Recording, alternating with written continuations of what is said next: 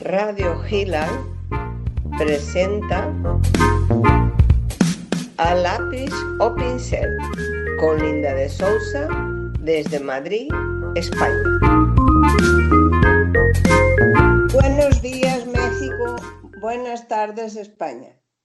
Estimados oyentes, como siempre empiezo agradeciendo vuestra audiencia y dándoles la bienvenida al programa A lápiz o pincel, emitida en directo desde México por Radio Hilal.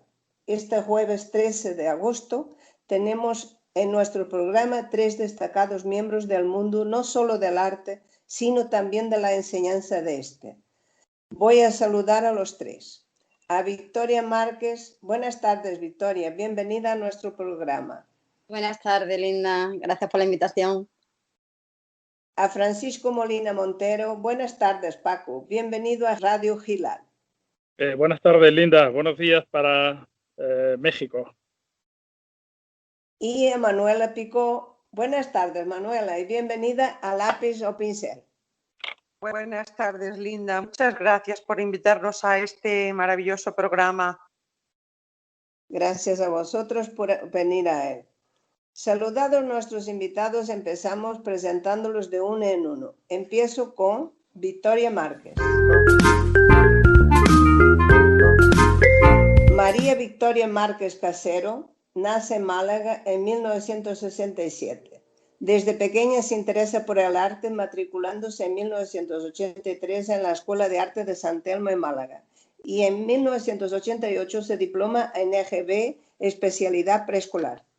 De 1989 a 1992 cursó estudios en la Facultad de Psicología, titulándose como maestra en educación musical en 1997 y especializándose en guitarra en el Conservatorio de Música de Málaga. En 2009 se licencia en Bellas Artes, donde perteneció al grupo fundador Ideando, centrado en cultura emprendedora, siendo nombrada del 2009 al 2011 colaboradora honoraria del Departamento de Didáctica de la Expresión Musical, Plástica y Corporal de la Universidad de Málaga, obteniendo en 2010 la suficiencia investigadora y en 2017 el grado de doctora cum laude. Actualmente es doctoranda en Bellas Artes en la especialidad de pintura en la Universidad Complutense de Madrid. En 1989 empieza como docente en educación infantil, continuando con primaria en educación artística, musical y plástica. Trabaja como profesora en la Universidad de Málaga y en la Fundación Victoria como profesora de bachillerato, impartiendo dibujo técnico e historia del arte, y en educación secundaria en artes, plástica, visual y audiovisuales. Organiza exposiciones y proyectos artísticos con el alumnado, publica en revistas científicas, capítulos de libros y en actas de congresos, perteneciendo en ocasiones al comité organizador y científico. Colabora con las universidades Internacional Iberoamericana, UNINI de México, con la Iberoamericana de Arecibo, Puerto Rico, USA, y VIU, Universidad Internacional de Valencia, España, formando parte del grupo de investigación 816 Arte y Literatura y del EFOPEM, así como de diversos proyectos de innovación educativa. Desde el 89 expone en Madrid, Málaga, Marbella, Córdoba y Jaén, España, y en París y Nueva York, mostrando su obra en importantes museos como el de Málaga, el MUPAM, el de Jorge Rando en Málaga y el de Maite Espino en Marmolejo, Jaén, o en la Sala de la Sociedad Económica Amigos del País. Ha participado en las Noches en Blanco de Málaga y en bienales internacionales, formando parte del jurado en concursos de pintura. Concibe portadas de revistas y cuadros para los carteles de las salidas procesionales de diferentes cofradías de Semana Santa. Ha realizado estancia y conferencia en el Museo Mužma de Matera, Italia, y la Universidad de Bellas Artes de Podgorica, Montenegro, siendo invitada a la Universidad de Educación de Varsovia y a la Facultad de Educación de Viala en Polonia. En 2019 viaja con la comitiva del Museo Jorge Rando al Museo Memorial de Xiba en Xiangtan, China, como discípula del maestro, ya que está vinculada al movimiento artístico Nuevo Expresionismo. El 23 de agosto inaugurará, mejor dicho, en Thames Gallery, Torneby, en Dinamarca, y está preparando una exposición internacional en México. En noviembre participará en el proyecto expositivo Espacio Cero de la Universidad de Málaga. Pertenece al grupo Pro Arte y Cultura y a la Asociación 09. Su obra se encuentra presente en diversas instituciones y museos, así como en importantes colecciones privadas. Querida Victoria, me gustaría nos hablaras sobre el nuevo expresionismo, movimiento del arte del que tú haces parte. Vale.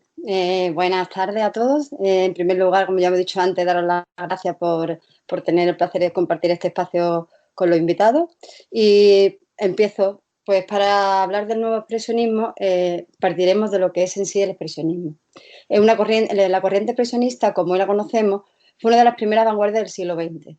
Nace el 7 de junio de 1905 en Dresde, con el movimiento denominado El Puente. Dicha corriente artística fue fundada por 4 estudiantes de arquitectura: Kirchner, Blair, Haeckel y Smith-Rudloff, y se disuelve en 1913 en Berlín.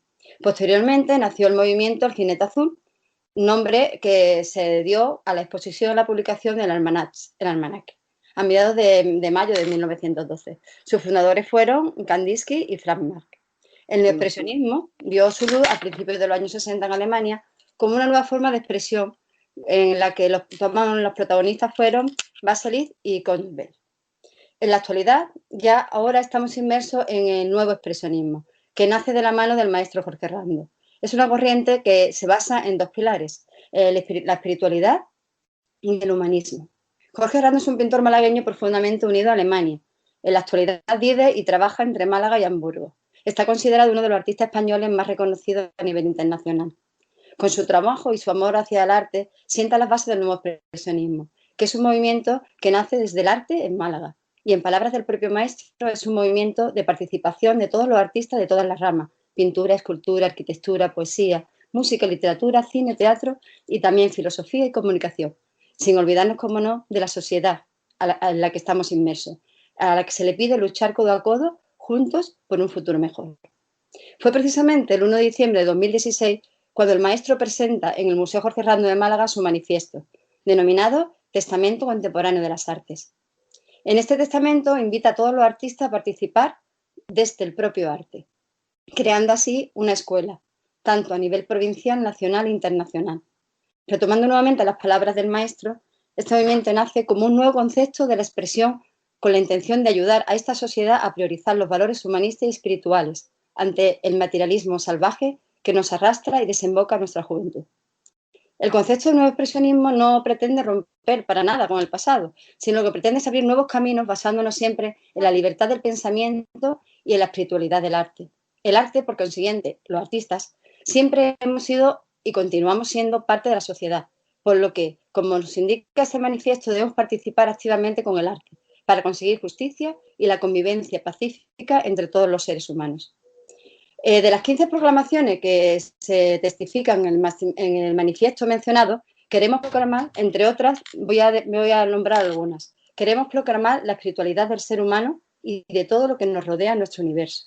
Queremos que el arte, que siempre ha acompañado al hombre desde su génesis, sea un sostén en la evolución humana. El arte no es para la minoría, el arte es universal. Muy bien.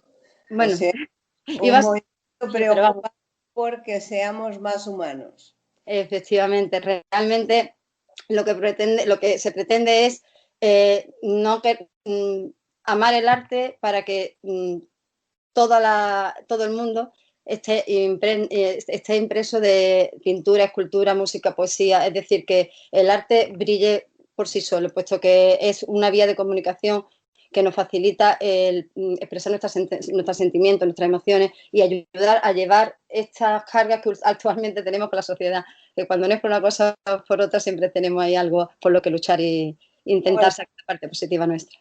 Ahora tenemos algo con que luchar. ¿Qué ideas aportas tú para que los jóvenes a los que estás preparando como futuros artistas puedan hacer frente al grave problema del cambio social que se está imponiendo debido al COVID-19?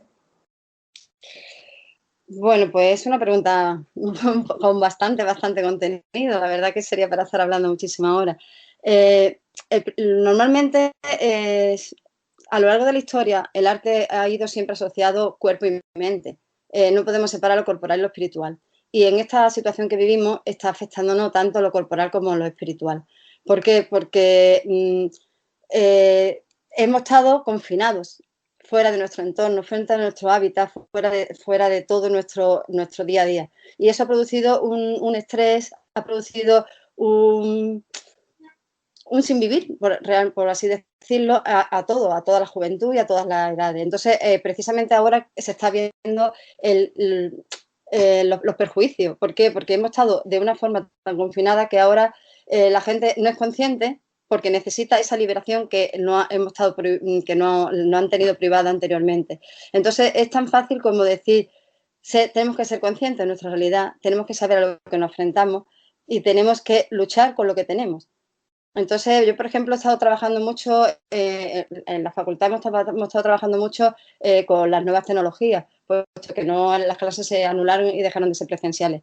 Y precisamente el arte ha servido para trabajar todas esas carencias y todo ese estrés que tenían acumulado y toda esa falta de comunicación que el COVID y el confinamiento ha derivado.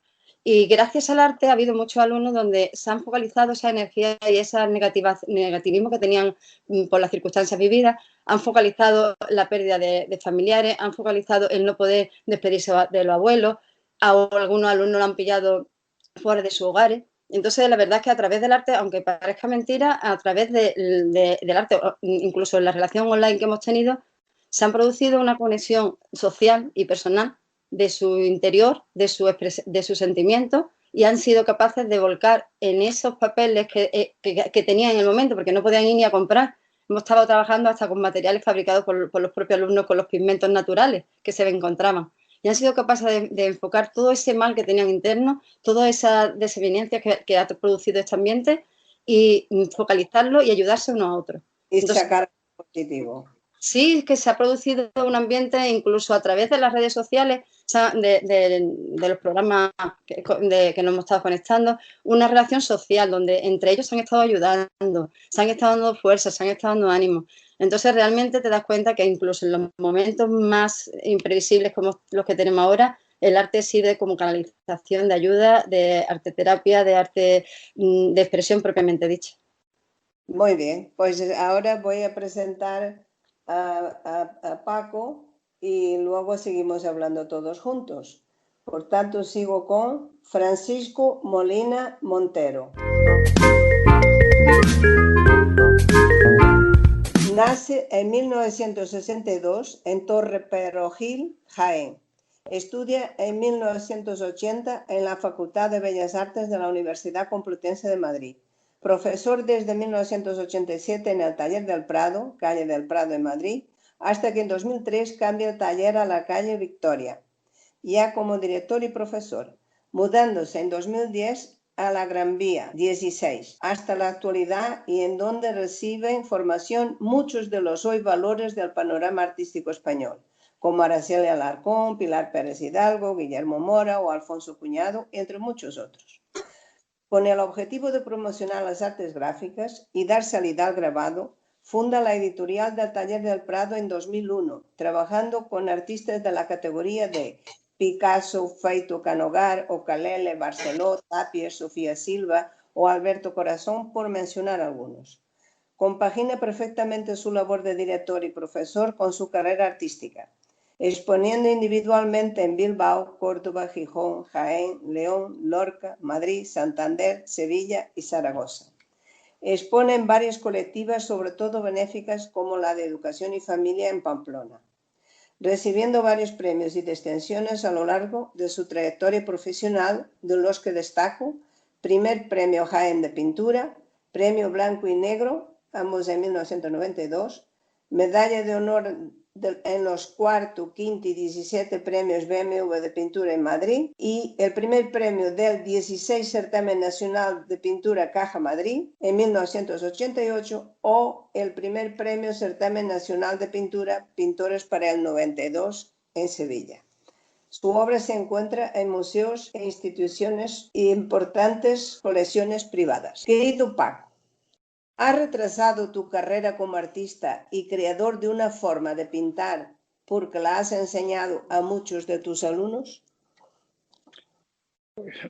Buenas tardes. La verdad es que no me lo he planteado nunca. La enseñanza, la verdad es que en mi caso no fue algo vocacional. Tengo que reconocer que en principio fue por pura necesidad. Estaba estudiando en la Facultad de Bellas Artes y entré como profesor en el taller del Prado que fundó Blanca Escrivá de Romaní y ahí descubrí una faceta a la que yo nunca pensé que me pudiera dedicar.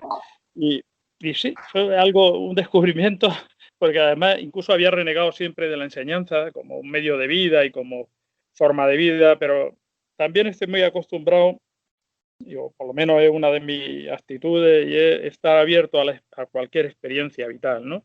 Y ahí descubrí que la enseñanza me permitía poder reflexionar sobre mi propia obra, tener que interrogarme sobre muchas cuestiones a las que luego tenía que dar respuesta cuando enseñaba a mis alumnos, ¿no? Porque lo que sí hago en la vida es involucrarme en los proyectos que hago con mucha intensidad, ¿no? O sea, no es la mediocridad, aunque a veces pueda, no sé, no pueda uno pasar de eso, es algo que evidentemente no es mi meta, ¿no? Entonces, cuando hago algo, intento llegar a la excelencia y bueno, en el tema de la enseñanza fue un descubrimiento. Luego realmente se ha convertido en algo que forma parte de mi vida y no sé, muy gratificante porque han salido del taller o de esa experiencia de la enseñanza, ha salido mucha gente que hoy en día son buenos pintores y sobre todo como experiencia, pues eso, como experiencia vital me resulta muy atractivo la relación con la gente, el poder transmitir el conocimiento, todo eso no se ha convertido en algo que forma parte de mi vida y fenomenal. Y si eso ha retrasado mi carrera, yo es que lo de la carrera tampoco lo tengo muy, no sé, cuando hacen una recopilación de mis premios, de mi mérito, de lo que sea, me resulta algo tan ajeno que, no sé, no creo que me dedica a pintar para eso, para poder hacer esa carrera artística. Lo hago por una necesidad vital y ya está, ¿no? O sea, no hay algo que... Entonces, bueno, pues no creo que en ese sentido la enseñanza me haya supuesto ningún tipo de problema, ¿no? Nada, ¿no? Al contrario, ¿no? O sea, Nada, eres un artista de verdad, sencillo, profundo y que busca la excelencia. Y por eso ni siquiera te planteas si viene o no viene premios. ¿Cómo está funcionando el taller del Prado para ayudar y dar ideas para salir adelante a sus alumnos, ya sean mujeres o hombres, como profesionales del arte en estos revueltos tiempos del COVID-19? Bueno, en principio, a ver, en estos momentos, en estos tiempos del COVID, lo mejor que hemos hecho ha sido cerrar para que no propagar la enfermedad. Tuvimos que cerrar cuando nos confinaron y seguimos con el espacio cerrado. Tenemos intención de empezar en septiembre, pero vamos, lo fundamental creo yo que tú le puedes transmitir a un alumno es, pues lógicamente, el conocimiento. O sea, cómo defenderse luego en el mundo del arte, digamos, y en lo profesional es un tema para mí siempre ha sido un poco secundario. Evidentemente le transmito mi experiencia, intento en ese sentido pues ayudar todo lo que pueda, ¿no? Pero sobre todo yo creo que lo que tiene que transmitir es bueno, una buena formación, dar una buena formación para que las personas que pasan por aquí, pues bueno, pues tengan unas herramientas para expresarse y para luego poder hacer buena pintura, ¿no? En realidad aquí tenemos intereses muy dispares, ¿no? Gente que viene con la intención de ser profesional y mucha gente que viene por el mero hecho de disfrutar de la pintura, ¿no? Y todo es muy respetable y nosotros siempre lo hemos visto así, ¿no? O sea, lo de aficionado, profesional, no sé qué, esas fronteras, francamente, a veces son un poco indefinidas, ¿no? Y nosotros a mí particularmente me da exactamente igual.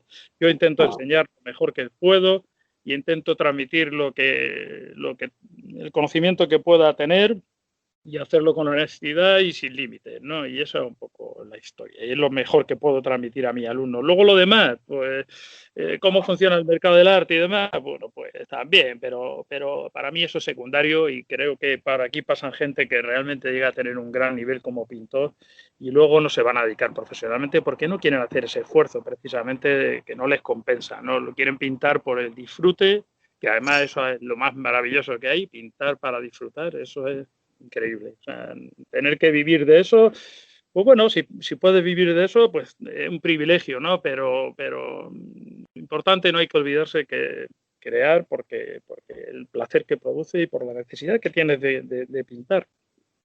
Sí, esa es la verdad. Además, el taller del Prado es suficientemente conocido, lo diriges muy bien, salen muy buenos artistas de ellos y hay gente que está viviendo de lo que hace y ha empezado aprendiendo contigo, así que estás de enhorabuena. Pues paso a presentar a Manuela Picó. Así que terminando con Manuela Picó. Nace en Azuaga, Badajoz, es la pequeña de 3 hermanas y a la edad de 7 años, por motivos de trabajo de su padre, se trasladan a Madrid. El oficio le viene de familia, pues su abuelo paterno era pintor, encuadernador y músico. De vocación temprana, obtiene premios y diplomas en dibujo y pintura juvenil. Con 9 años obtiene el primer Premio Nacional de Pintura Infantil en el Corte Inglés. En 1978 entra en la Escuela de Artes Aplicadas y Oficios Artísticos de Madrid, cursando estudios de pintura y escultura y asistiendo al taller de restauración de Ramón Cano, restaurador de Patrimonio Nacional.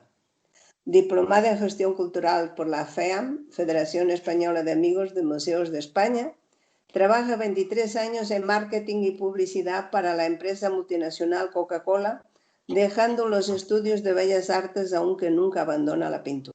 Residente en Pozuelo de Alarcón, Madrid, en 2001 asiste al taller de la pintora Consuelo Chacón y a partir del 2002 se dedica plenamente a la pintura, la docencia y la gestión cultural. También es restauradora de patrimonio religioso. Ha realizado exposiciones en España y en el extranjero. Artista multidisciplinar, su obra se encuentra presente en museos, instituciones y colecciones privadas. Incluida en el libro Los mejores artistas extremeños y en el diccionario de los mejores artistas de Pozuelo de Alarcón, editado en 2019, colabora en las actividades del Bicentenario del Prado en 2019, promocionando el documental Salvemos el Prado, del historiador Alfonso Arteseros. Comisaria de exposiciones en museos e instituciones, ideóloga y directora de Estudio Abierto Pozuelo 2017 y 2018 para el Ayuntamiento de Pozuelo de Alarcón. También jurado en certámenes de pintura. Forma parte del grupo Pro Arte y Cultura, que fue primer premio iberoamericano al mecenazgo. Es asesora del Comité de Arte del Club 567 en Madrid y docente para artistas con trayectoria en taller propio. Es miembro de honor de la Asociación Amigos de la Transición por el Museo Adolfo Suárez y la Transición en Cebreros, Ávila, España. Querida Manuela, ¿quieres hablarnos sobre tu proyecto Estudio Abierto Pozuelo, que tanto ayudó a ser más conocidos los artistas locales? Os comento, vamos a ver. La idea surge porque en Madrid, el Ayuntamiento de Madrid, junto con una empresa privada que se dedica al arte, organizan Open Studio Madrid todos los años. Entonces, es un proyecto muy grande, con muchísimo patrocinio, mucho sponsor de muchas empresas, y son estudios de artistas reconocidos de la capital, abiertos al público con actividades a lo largo de 4 días. Entonces pensé que por qué Madrid tenía que tener ese monopolio y que aquí en Pozuelo, que residen tantísimos artistas, podíamos hacerlo. Entonces les presenté un proyecto, un mini proyecto al ayuntamiento, me lo aprobaron y tuvimos en el 2017, que no se hizo en Madrid, se hizo aquí en Pozuelo, tuvimos 5 estudios de artistas locales abiertos con diferentes actividades. Entonces, de lo que se trata es de dar a conocer a la población local, sus artistas, los que residen en el municipio, dar a conocer la obra del artista y a la vez para que haya motivación o sea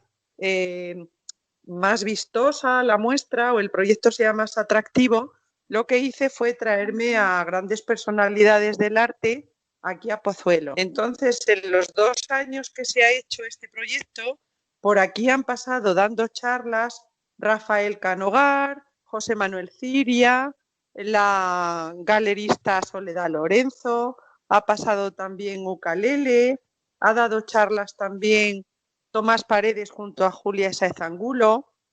Hemos tenido también el privilegio de tener a Vicente Verdú, el director de cultura del país, del diario más importante que hay en España. ¿Qué más gente hemos tenido? Ha estado también Dolores Tomás, que es la mayor coleccionista de pintura rusa que hay en el mundo. Está considerada la coleccionista privada más importante y también dio otro día una charla.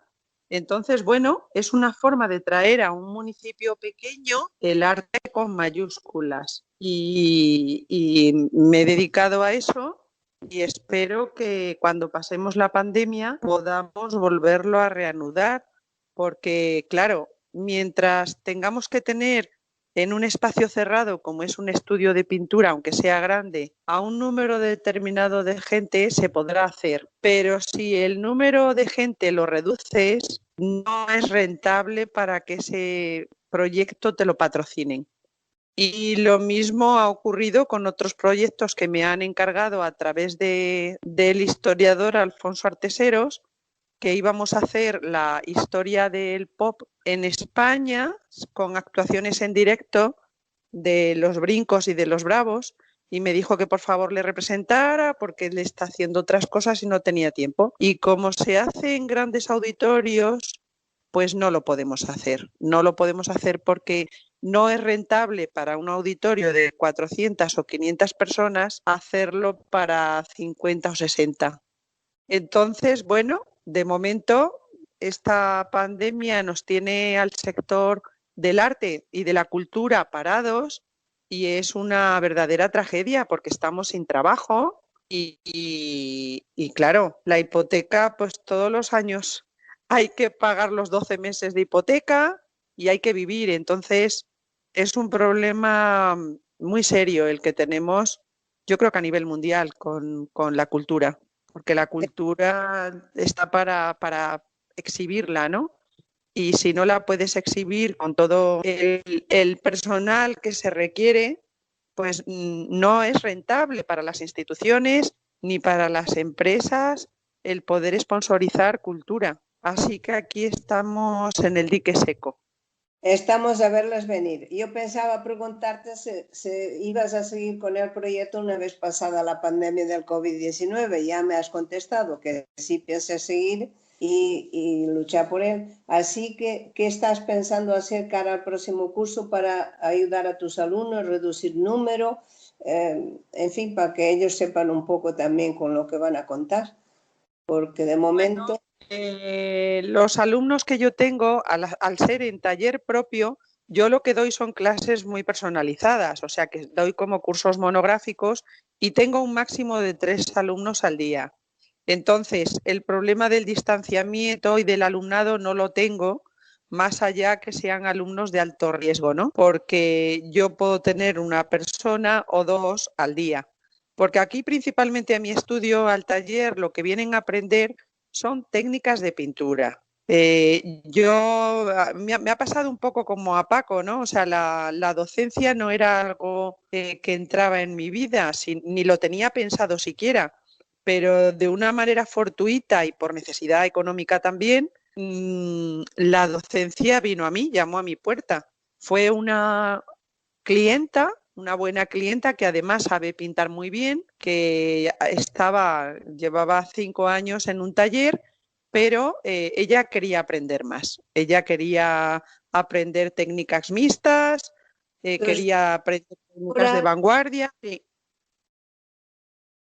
Que los alumnos les encanta y dicen, es que como Manuela nadie enseña las veladuras. Claro, claro. Precisamente ha venido gente exclusivamente a aprender veladuras. Es curioso, ¿no? Y bueno, la mayor sorpresa me la llevé con la mejor retratista de España, o una de las mejores, con Nati Cañada, que ha estado un curso completo en mi taller, porque Nati tiene su propia técnica, pero no había desarrollado otras técnicas. Y vino aquí y estuvo un curso completo. Y bueno, pues así es como funciono. También tengo alguna alumna que se ha iniciado en la pintura, como dice Paco, por el placer de pintar. O sea que no todo va en hacerse profesional o en el éxito, sino que también he tenido y tengo personas que por el placer de pintar vienen al estudio. Pero ahora mismo con el COVID y con las vacaciones de verano está todo parado. Y bueno, pues yo tengo incertidumbre con saber qué es lo que va a pasar con mi trabajo. Por un lado, el hecho de no tener clase me ha dado como resultado en el confinamiento el hacer 12 obras nuevas para la próxima exposición. Y si esto siguiera así, pues aprovecharía el tiempo para hacer obra nueva. Pero bueno, la situación es preocupante en la cultura. Bueno, esperemos que todo se solucione porque tú fíjate en los años 20 cuando la influenza se murieron 50 millones de personas, que es una barbaridad. Y al final la vida continuó y vinieron los locos años 20 y todo ha pasado. Esto también pasará. Así que tranquilos, lo que tiene que hacer uno es lo que tú has dicho, trabajar. Estimados oyentes, como veis, tenemos a 3 preparados profesores de artes, cualquier uno de ellos de igual valor. Y voy a soltar unas preguntas aquí para que contestéis según queráis. Hacemos un poco de charla entre todos y opinamos. Por ejemplo, esta. ¿Tienen los artistas estudiantes alguna ayuda estatal cuando surgen problemas tan graves como el provocado por el COVID-19?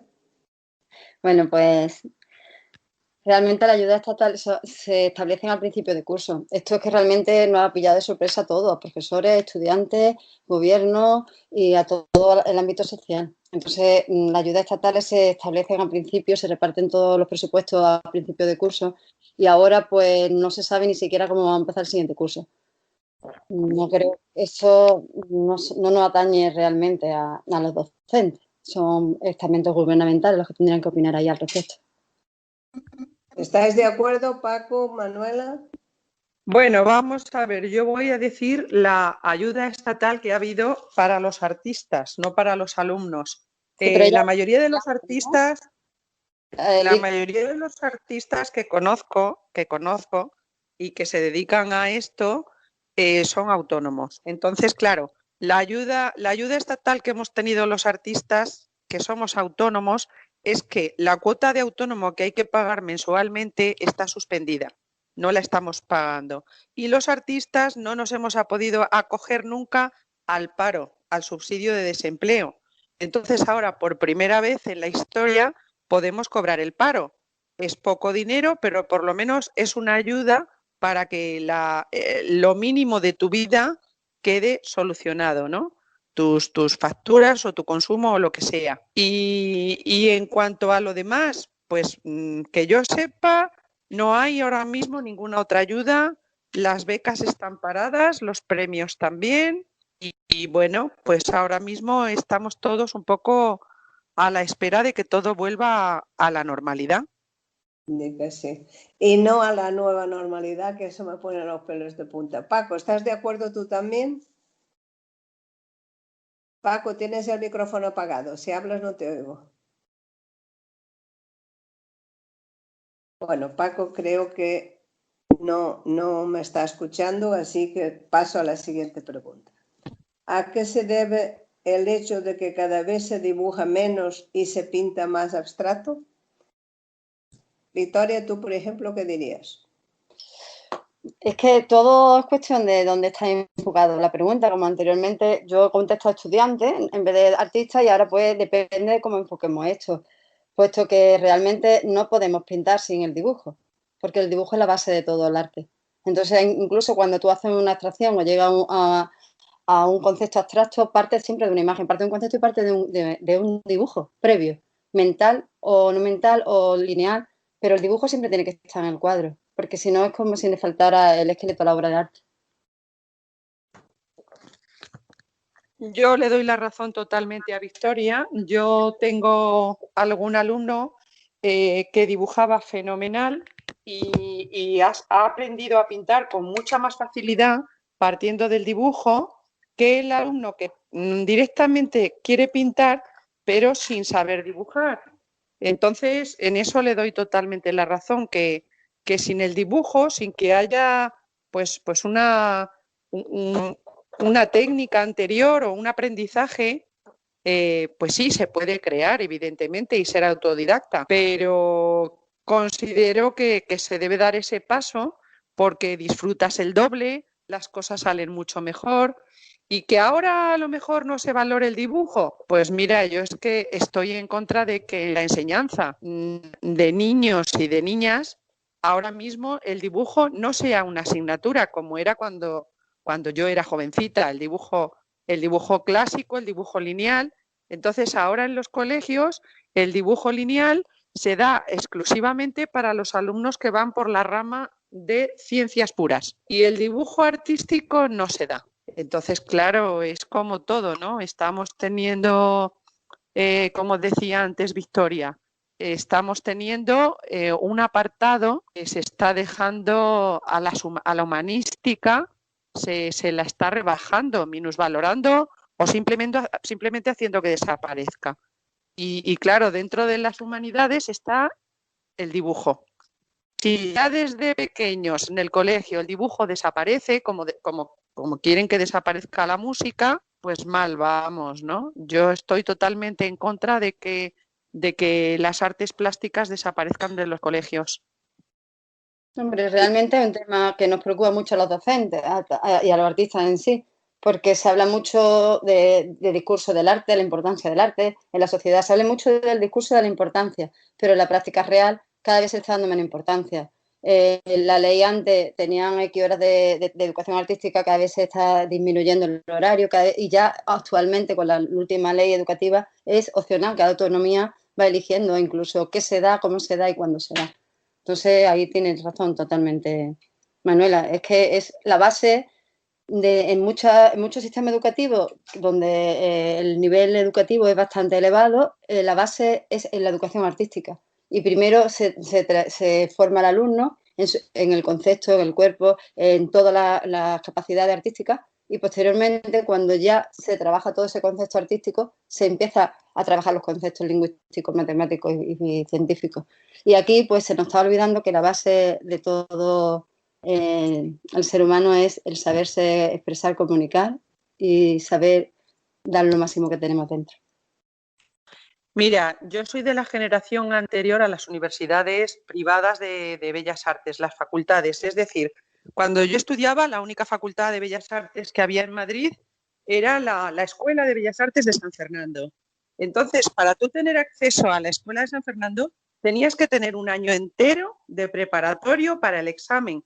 Y era dibujo, modelado y pintura durante un año completo. Y claro, hacían una criba tremenda porque venía gente a Madrid de todas las provincias. ¿Qué es lo que ocurre ahora? Bueno, pues lo que ocurre ahora es que en Madrid hay 7 facultades de Bellas Artes y entonces en las facultades privadas un alumno simplemente con que sepa pintar un dibujito ya está admitido.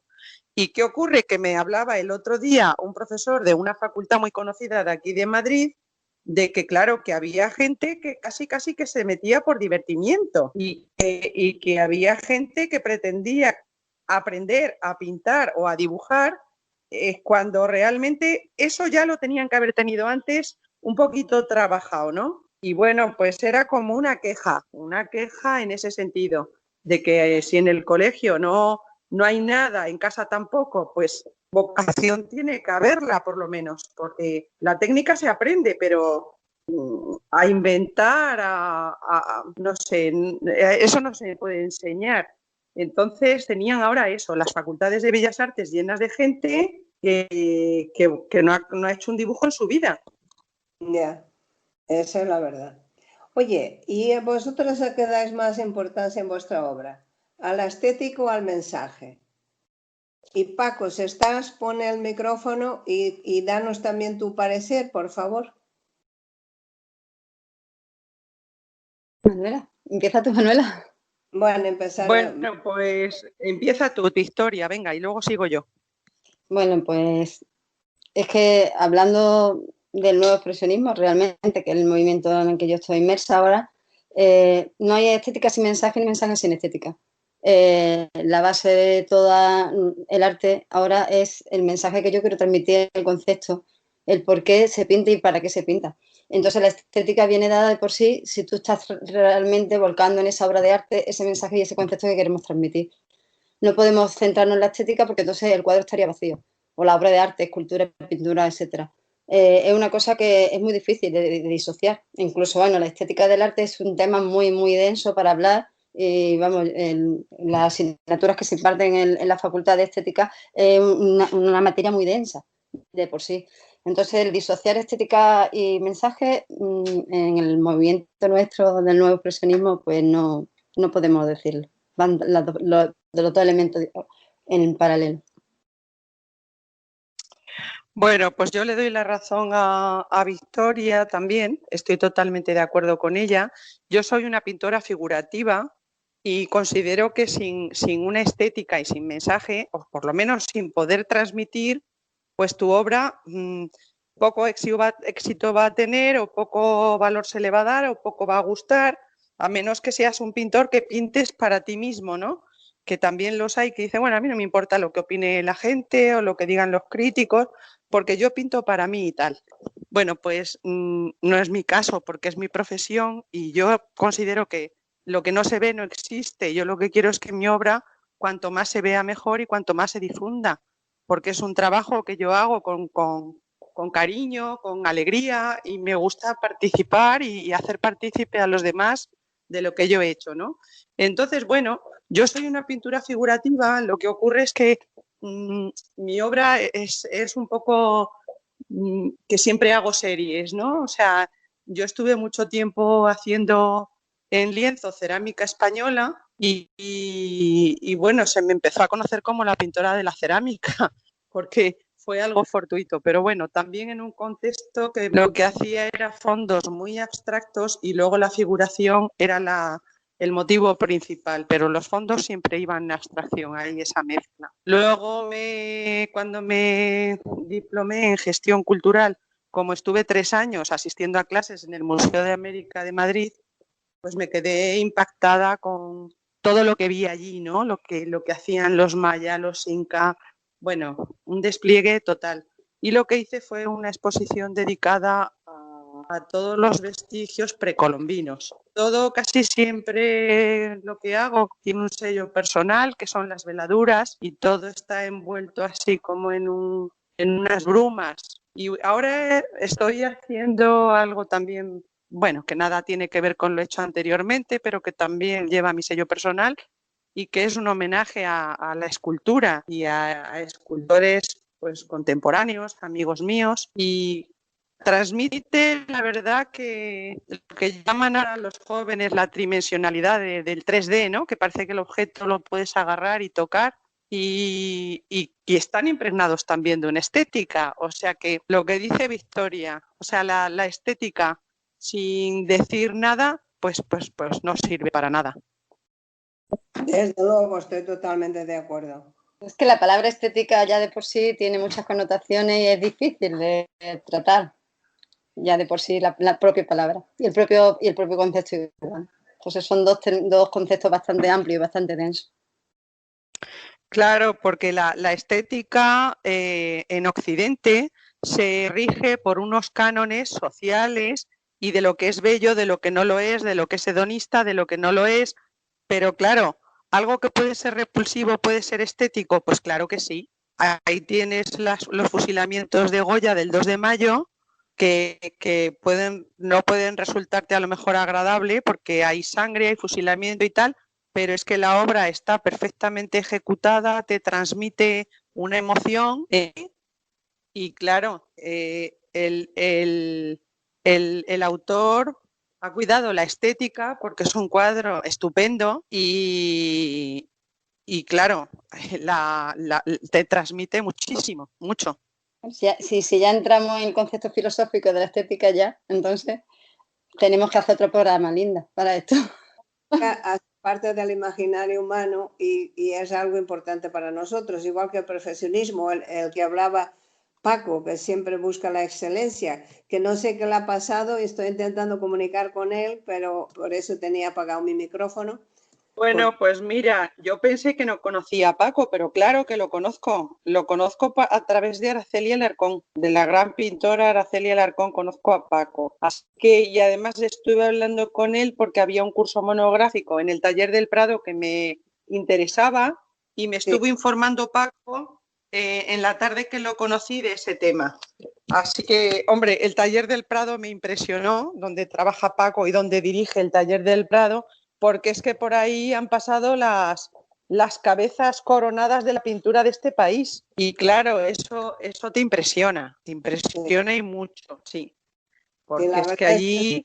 profesional y siento que no esté incorporado en la conversación. Paco, ya tiene el micro. Paco, ¿ya estás ahí? ¿Me escucha ahora?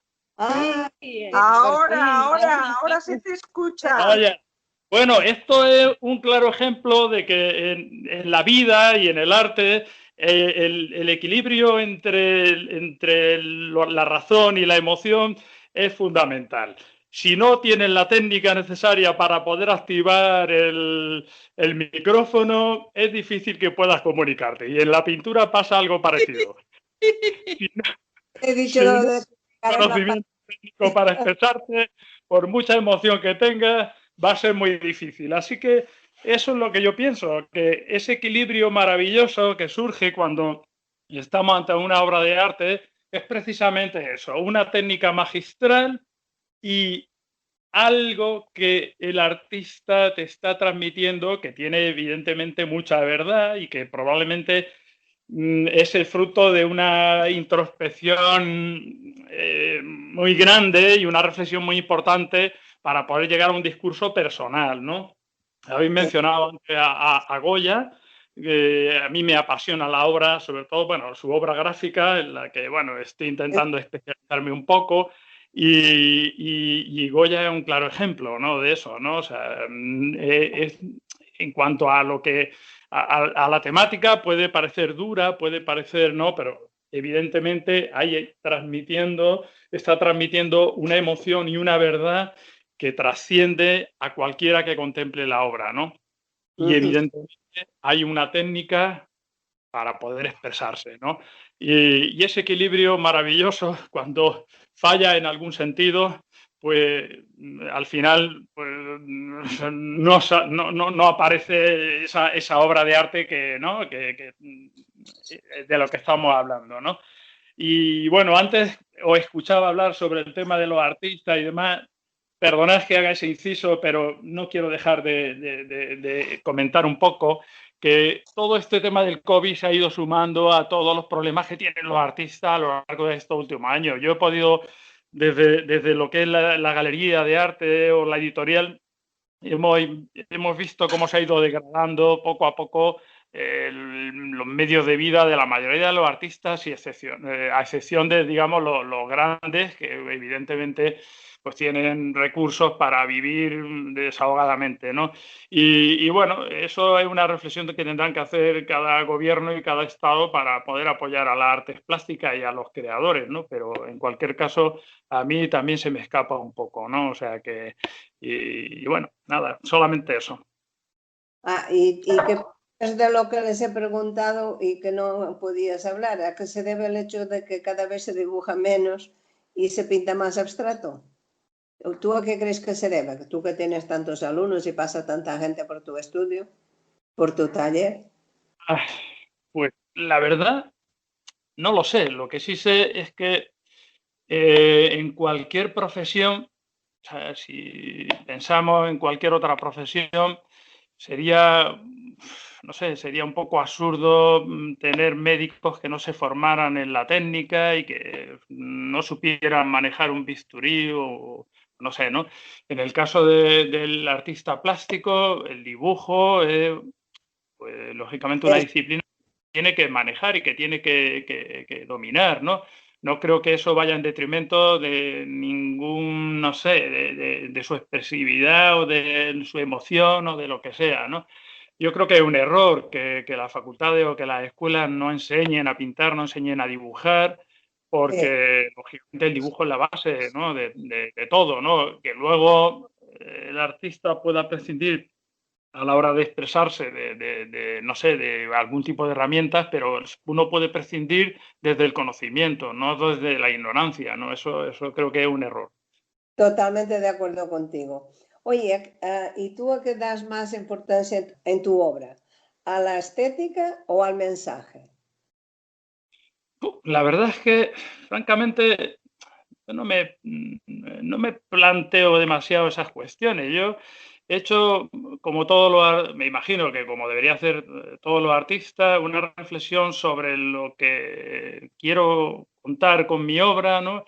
Y lógicamente, pues lo que quiero contar tiene que ver con mi vida, ¿no? Y de alguna manera, bueno, un poco por ahí, pero yo creo que tiene que ver eso, un equilibrio, ¿no? Entre todo eso, ¿no? Porque si no existe un equilibrio, difícilmente vamos Sí, a hacer una obra que realmente trascienda, ¿no? sí. Muy bien. Oye, ¿con qué dificultades os encontráis a la hora de proyectar vuestra obra y poder vivir de vuestro trabajo? Ya habéis comentado un poco del tema, porque veo que los tres estáis dando clases y sois grandes artistas y producís muy buena obra. ¿Cómo solucionáis ese problema Vamos, el para... tema económico, la verdad es que los artistas es muy curioso, ¿no? Los artistas, casi todo el mundo espera que el artista viva del aire y no sé, tiene que donar obra a las instituciones, tiene que donar obra a no sé qué, tiene que hacer... Y la verdad es que los artistas suelen ser muy, muy generosos, ¿no? Y yo creo que es así, ¿no? Pero parece que viven del aire, ¿no? Y el artista también tiene que ir a hacer la compra y tiene que pagar la luz, el alquiler. En mi caso, yo lo he resuelto, yo qué sé, porque tengo, digamos, en ese sentido, la naturaleza o mis genes me dieron, digamos, actitudes para buscarme la vida bien, ¿no? Y tengo, digamos, diversas facetas, ¿no? Que a veces una van mejor que otra y, bueno, en ese sentido no me preocupa la cuestión económica, ¿no? Pero sí lo veo en otros artistas, ¿no? Gente, realmente pintores muy buenos que están pasando pues, situaciones de dificultad económica, ¿no? Y eso me parece muy injusto, ¿no? Y creo que una sociedad que no es capaz de cuidar a sus artistas es una sociedad que tendrá que, no sé, En decadencia. Es una... y, Mira, Paco, hay una cosa que yo he hablado en diferentes foros con otros artistas, que los artistas somos el único sector que no estamos sindicados, que no estamos unidos. ¿Por qué hay una subvención para el cine? Porque el cine español es marca España. ¿Por qué las artes plásticas no se hace con las artes escénicas? O sea, no se hace con las artes plásticas lo mismo que con las artes escénicas. Entonces, estamos en una indefensión absoluta y total, y nosotros los artistas llevamos arrastrando una crisis de ventas desde el año 2009, de la anterior crisis, y ahora se junta con la del COVID. Entonces, te encuentras con galerías que no venden, ni venden en ferias, ni venden en la propia galería. En Madrid en 3 años han cerrado 40 galerías. Han abierto otras tantas, pero que están ahí, pues no sé, será por gusto del dueño, porque realmente, ¿quién no conoce galerías en el sector que es que no venden ni una obra? Ni una. Entonces, claro, lo que dices tú, los artistas no vivimos del aire. Yo tengo que pagar una hipoteca nada menos que hasta los 72 años. Fíjate si me queda todavía.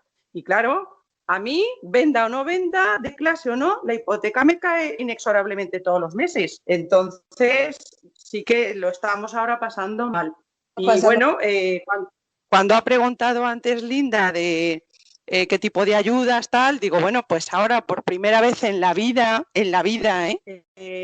los autónomos que estamos dados de alta como artistas nos han permitido que dejemos de pagar la cuota de autónomo y nos han permitido acceder al subsidio por desempleo, al paro. ¿Sabes? Bueno, quiero hacer un inciso. Hay una cosa que también dejan, porque yo lo hago, y es que te des de alta, pagas tu IVA, vendes tu cuadro y luego te des de baja, con lo cual no tienes que estar pagando la mensualidad de esto cuando no te está entrando ningún dinero. Yo utilizo ese sistema para no pagar seguridad social. Claro, eso también. Lo que ocurre es que hay artistas que a lo mejor les quedan 2 años de cotización para poder acceder luego a la jubilación y poder luego seguir creando, porque hasta un tope, la ley de creadores te deja seguir vendiendo hasta un tope anual. Y claro, hay artistas que el hecho de la jubilación, aunque sea poca, es una liberación para por lo menos los gastos mínimos los tengas sufragados, ¿sabes? Y entonces por eso hay muchos artistas que el suspender la actividad, pues claro, es retrasar la jubilación. ¿Me explico? Lo siento mucho, queridos amigos, queridos oyentes, cómo corre el tiempo. Ya tenemos que despedirnos. Como siempre, un placer contar con estos invitados. Espero que también a vosotros os haya gustado. Estimada Victoria, enhorabuena por tu explicación del movimiento Nuevo Expresionismo. ¿Quieres despedirte de nuestros oyentes? Pues sí, como ya dije al principio, muchísimas gracias a España y a México por estar en la onda con nosotros, y ha sido un placer compartir el momento con mis compañeros y contigo, Linda. Muy bien, Victoria, pero quédate sabiendo que también nos ven en Chile, Uruguay, Brasil, Portugal, Australia. Perdón, Sudamérica, perdón, sí, perdón. Yo he de darles las buenas noches a los de Taiwán. Sí. Buenas noches a todos. Querido Paco, ¿quieres dedicar unas palabras de despedida a los que nos siguen? Por supuesto, quiero saludar a todo el mundo y especialmente a un poeta mexicano, amigo mío, Miguel Ángel Muñoz, que quizás tenga la suerte de que me esté escuchando, le sorprenderá un poco. Y bueno, y sobre todo espero que en México, donde tengo muy buenos amigos, poco a poco la situación del COVID vaya mejorando, y de verdad que les deseo todo lo mejor. Un fuerte abrazo para todos. Esperemos que sí. A mí también me gusta mucho México y los mexicanos. Son muy buena gente. Querida Manuela, te cedo la palabra para que te despidas de nuestra audiencia. Bueno, pues yo estoy muy agradecida de que se me dé la oportunidad de hablar un ratito, y simplemente decirle a los oyentes que piensen que en confinamiento y en esta etapa de pandemia, gracias al cine que echan en la televisión, a los programas de entretenimiento, a los documentales que hay de artistas, gracias a las revistas que pueden ver, gracias a todo lo que tiene que ver con el arte, están pasando una pandemia un poco mejor. Imaginaos que si eso no existiera, si el arte no existiera, el tiempo en que tenemos que estar confinados o con muchas restricciones, lo pasaríamos aún peor. Entonces el arte forma parte de la vida y es necesario. Desde luego, esa parte de la vida, y muy, muy necesario, porque desde luego habría incluso más violencia de género. Quiero daros las gracias a los tres por compartir con todos vuestra experiencia profesional. Señoras, señores que nos estáis escuchando, os mando como siempre un fuerte abrazo y un beso. El próximo programa todavía no sé si tendremos Brasil o Perú. Buenos días, buenas tardes, buenas noches, hasta siempre. Hasta siempre. Hasta siempre, chao. Adiós. Radio Hilal, programa A Lápiz o Pincel, emitido desde México. Muy buenos días.